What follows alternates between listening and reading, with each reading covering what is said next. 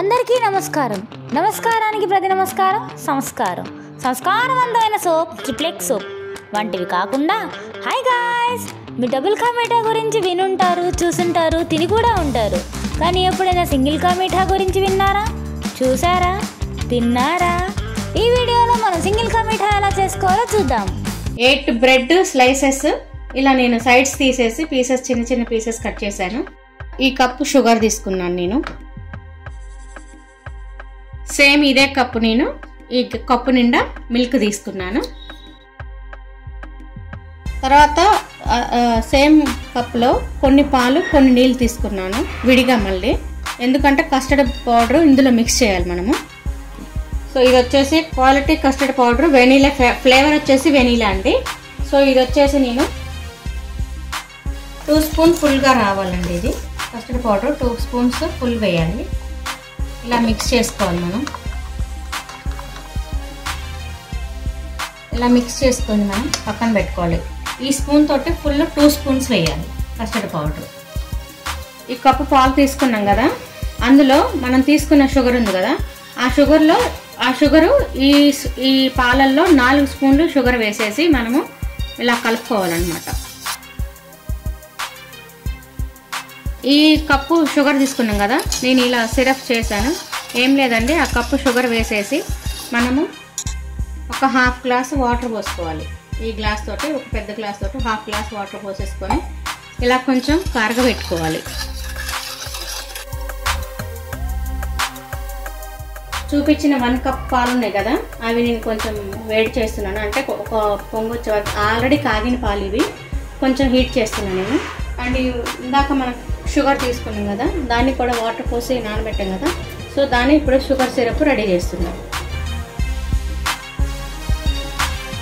పాలు ఇట్లా బాయిల్డ్ అయ్యాయి కదా, ఆల్రెడీ నేను కాగబెట్టిన పాలు కాబట్టి ఎక్కువ అవసరం లేదు. ఇట్లా బాయిల్డ్ అవ్వగానే ఇందాక మనం 2 స్పూన్స్ కస్టర్డ్ మిల్క్ చేసుకున్నాం కదా, కస్టర్డ్ పౌడర్ కలిపి మిక్స్ చేసి పెట్టుకున్నాం కదా, దీన్ని కొంచెం ఇట్లా కొంచెం పోసుకుంటూ ఇట్లా తిప్పాలన్నమాట. లేకపోతే గడ్డలాగా పడుతుంది, మరీ గడ్డలాగా పడుతుంది. సో కొంచెం స్టవ్ వచ్చేసి సిమ్లో ఉండాలి.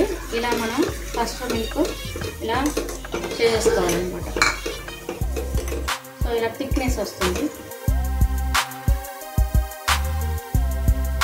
సో నేను కొంచెం కస్టర్డ్ పౌడర్ కొద్దిగా దగ్గరికి అయింది, ఇంకా కొన్ని మిక్స్ చేసుకోండి. పాలు కొద్దిగా లిక్విడ్ లాగా ఉండాలన్నమాట మనకి. ఇది ఇట్లా జారేటట్టు ఉండాలి లిక్విడ్.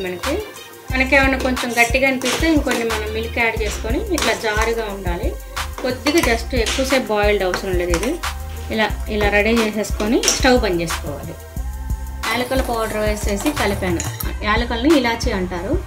ఇట్లా మనం పొట్టు తీసేసుకొని దంచేసుకొని ఇందులో వేసుకొని మిక్స్ చేసుకోవాలి.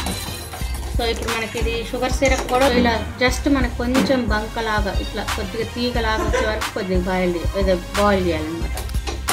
సో ఇలా షుగర్ సిరప్ రెడీ అయిపోయింది. మనకి లైట్గా జస్ట్ అంతే, కొద్దిగా మనకి చిగురు లాగా అనిపిస్తుంది. అయిపోయింది షుగర్ సిరప్. బంద్ చేసుకోండి ఇప్పుడు స్టవ్ని.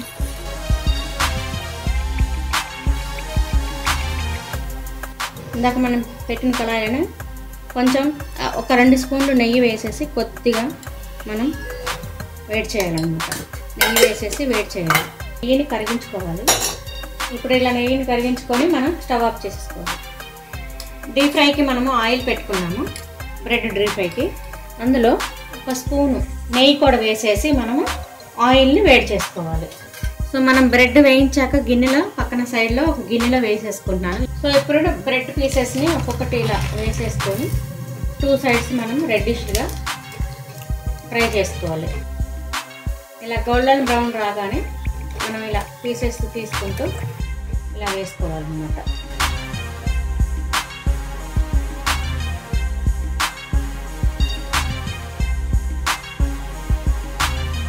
ఇలా కొంచెం ప్రెస్ చేస్తే ఏమవుతుందంటే లోపలది కూడా బ్రౌనిష్ వస్తుంది.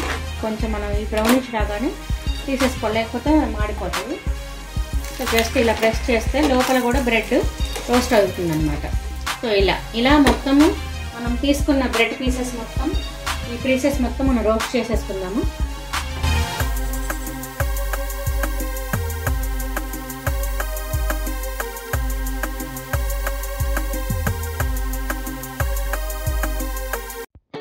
ఇలా బ్రెడ్ పీసెస్ మొత్తం ఇలా రోస్ట్ చేసుకోవాలన్నమాట బ్రౌనిష్. నెయ్యి కరగబెట్టుకున్నాం కదా ఇది, తర్వాత కస్టర్డ్ మిల్క్ రెడీ చేసుకున్నాం ఇది, తర్వాత షుగర్ సిరప్. ఒక 15 బాదం తీసుకొని మనము ఇలా క్రష్ చేసుకోవాలి, ఇలా సన్నగా కట్ చేసుకొని పక్కన పెట్టుకోవాలి. ఇప్పుడు షుగర్ సిరప్ని మనం ఇట్లా దీని మీద ఈ బ్రెడ్ స్లైసెస్ ఫ్రై చేసి ఉన్నాయి కదా దాని మీద ఇలా షుగర్ సిరప్ పోసుకోవాలి. 2 స్పూన్లు నెయ్యి కరగబెట్టుకున్నాం కదా దాన్ని కూడా ఇలా మనం పైన ఈ స్లైసెస్ మీద ఇలా పోయాలన్నమాట. నెయ్యి మనం షుగర్ సిరప్ పోసాం కదా, జస్ట్ కొంచెం మనం ఇలా షేక్ చేసుకోవాలి. మనం షేక్ చేసుకొని తర్వాత కొంచెం చిన్నగా ఇలా పైన పీసెస్ ఉంటాయి కదా, కొంచెం పైన పీసెస్ తోటి పైన పీసెస్ కింద పీసెస్ పైకి ఇలా మనం స్ప్రెడ్ చేసుకోవాలి. స్ప్రెడ్ చేస్తే ఏంటంటే మనం పైన ఉన్న పీసెస్ కూడా కొంచెం షుగర్ సిరప్ పడుతుంది, షుగర్ పాకం పడుతుంది, పంచదార పాకం. మనకి స్వీట్ ఎక్కువ ఉండదు అన్నమాట ఇది. సో ఇలా మిక్స్ చేసుకోవాలి మొత్తం పీసెస్, కొంచెం ఆల్ మిక్స్ అయ్యేటట్టు పైకి మొత్తం ఇలా చిన్నగా పీసెస్ ఇరిగిపోకుండా ఇలా మనం కిందకి పైకి ఇలా చేస్తే షుగర్ సిరప్ కొంచెం పట్టేస్తుంది అనమాట పీసెస్కి. సో ఇలా మొత్తం మనం స్ప్రెడ్ చేసుకోవాలి, మొత్తం సమానంగా వేసుకోవాలి అనమాట. ఇప్పుడు మనము ఈ కస్టర్డ్ మిల్క్ చేసుకున్నాం కదా దాన్ని ఇలా స్ప్రెడ్ చేసుకోవాలి, ఇలా పీసెస్ మీద ఇలా పోసుకోవాలి. ఇంకోటి స్ప్రెడ్ చేసుకుంటే మనకి పక్కది. నేను తీసుకున్న క్వాంటిటీ కొంచెం ఎక్కువ ఉంది, సో మనం తీసుకున్న క్వాంటిటీ అయితే 1 బ్రెడ్ ప్యాకెట్ రావచ్చు.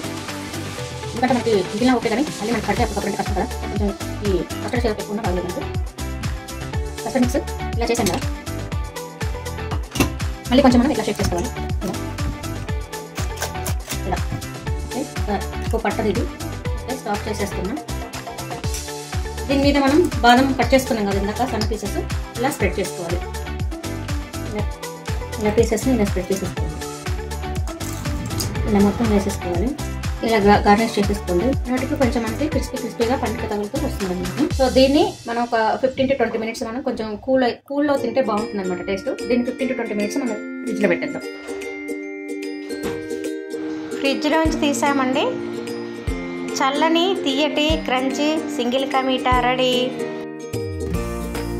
చూసారు కదా, మీరు కూడా ఈ సింగిల్ కా మిఠాని తయారు చేసుకొని మీ ఫలితాలు వాటి రుచులు ఎలా ఉన్నాయో మాకు కమెంట్స్ ద్వారా తెలియజేయండి. అలాగే ఏమైనా స్పెషల్ రెసిపీ ట్రై చేయాలనుకుంటే సింగిల్ కా మిఠాని మర్చిపోకండి. అలాగే మా వీడియోస్ మీకు నచ్చినట్లయితే లైక్ చేసి ఎఫిల్ అనంతాన్ని సబ్స్క్రైబ్ చేసుకోండి. మళ్ళీ తరువాత వీడియోలో కలుసుకుందాం. అంతవరకు సెలవు. సర్వే జనా సుఖినో భవంతు, సర్వే సుజనా సుఖినో భవంతు.